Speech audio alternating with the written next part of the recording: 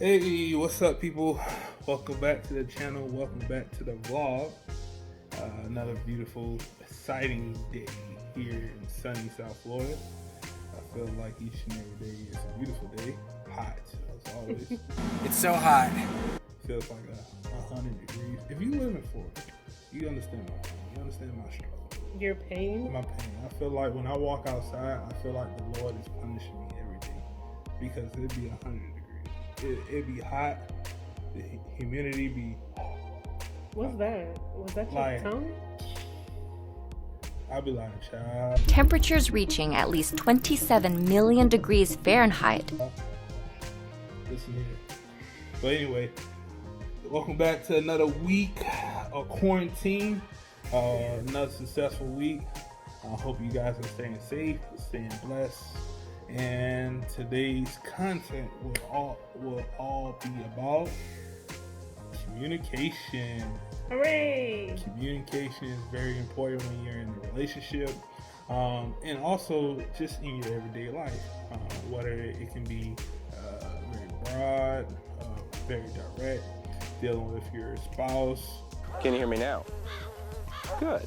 There's always some type of communication that can either improve or it can be a lack of. So we just want say lack of? a lack of communication. Oh, a lack of. Yeah. So we just want to talk a little bit about communicating or how you can be better communicators. For this part, we're going to talk about how to have an effective communication during a disagreement.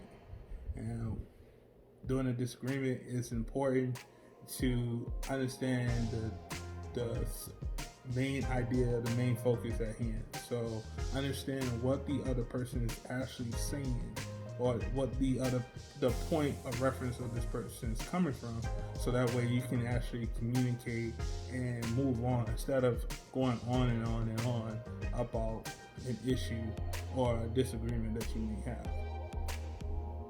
So I feel like for us, if we're going back and forth and we're not really, quite understanding how how we can relate to each other, we kind of sometimes like take a break, or sometimes like we stop and like, all right, let's time out, let's just clear our minds and let's just understand like, hey, this is what you're talking about. I feel like you're saying that this means this and this means, kind of correct me if I'm wrong.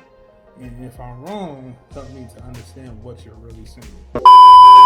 If I'm communicating to Jay and it feels like we're not on the same page, or if I feel that maybe by my tone or my body language that he's not picking up on how the situation, whatever that situation may be, is really affecting me, we both have an understanding that when someone uses the word serious, that person is actually serious, and it's meant for us to both dive in and chime in to the conversation based on the level of importance to the other person. So I think over time we've developed that word. I also think that it's important for both of us to understand, and we do, the importance of using serious when it actually matters, right? Like not overusing the word so where the other person has no idea if you're actually serious or not. So an effective way to communicate that we've established is using the word serious. I think it really has helped us to tone in and to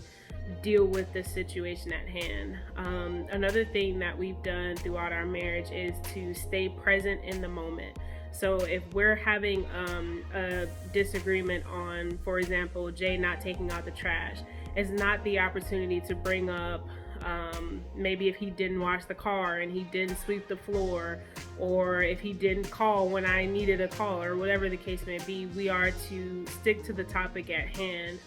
It helps you to dig in to the root of that issue and deal with that issue, and that way you're not having like 5-hour conversations or 20-hour conversations because something was never dealt with in the past. So those are my two things: using the word serious and then keeping on topic to what the actual disagreement is. Yes, honey, yes. All right, so the next topic at hand is learning how to argue fair. Let's get ready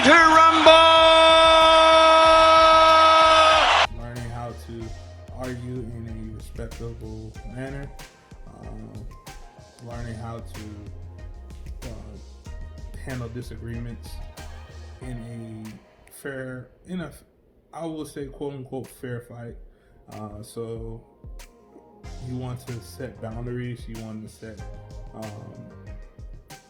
rules, you want to put up restrictions like, hey, when we're in an argument, we're not going to talk about each other. We're not here to tear down each other. We're not here to tear down somebody's family member, or pick about the way how they do certain things or habits they may have come about in a childhood way, or being a man about being a woman. You need to set boundaries on how not to offend the other person and being able to fight fair. That boy is good. The last part that I will address is kind of what we call our 24-hour rule. So basically, let's say we're having like a conversation, and for some reason we're having the same conversation for 15 or 20 minutes and we're not getting anywhere. I got 2 words for you. I'm staying right here. So let's say, we're just at a standstill. We're at a point where we're just going to agree to disagree. However, someone still feels very strongly about it. So we have a rule where we need to address the conversation.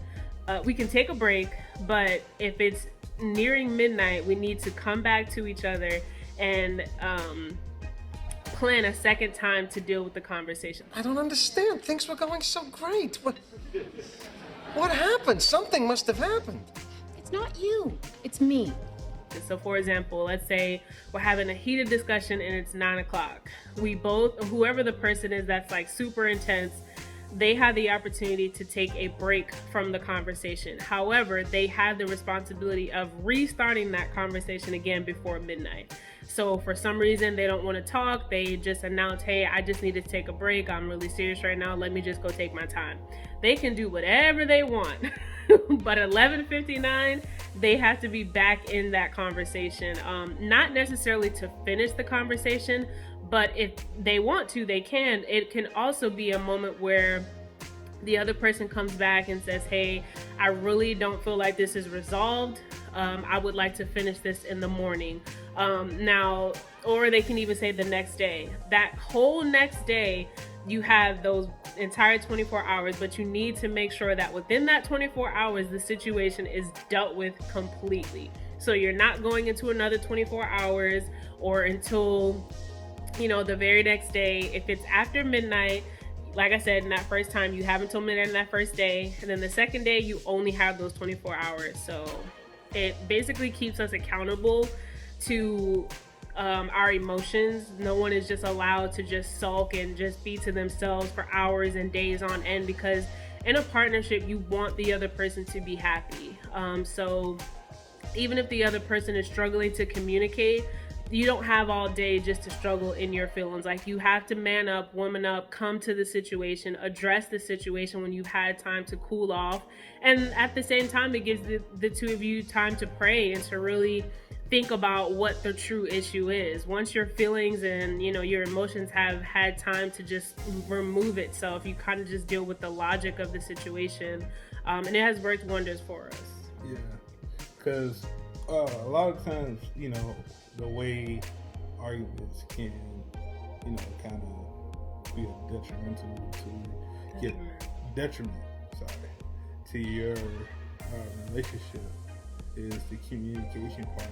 And it could be either the people that you used to be around, the way how you were raised, because people are raised differently. People sometimes it takes a second to click, or sometimes it takes years of practice. But we just want to share a couple of nuggets with you guys. It kind of help you wherever you may be, whether it be your job, whether it may be your spouse, or whatever relationship that you may be in. You know, just kind of help you out. So, thank you for watching. Thank you for tuning in. We'll hope to see you really soon in our next video, and continue to give you great content. Peace. Bye.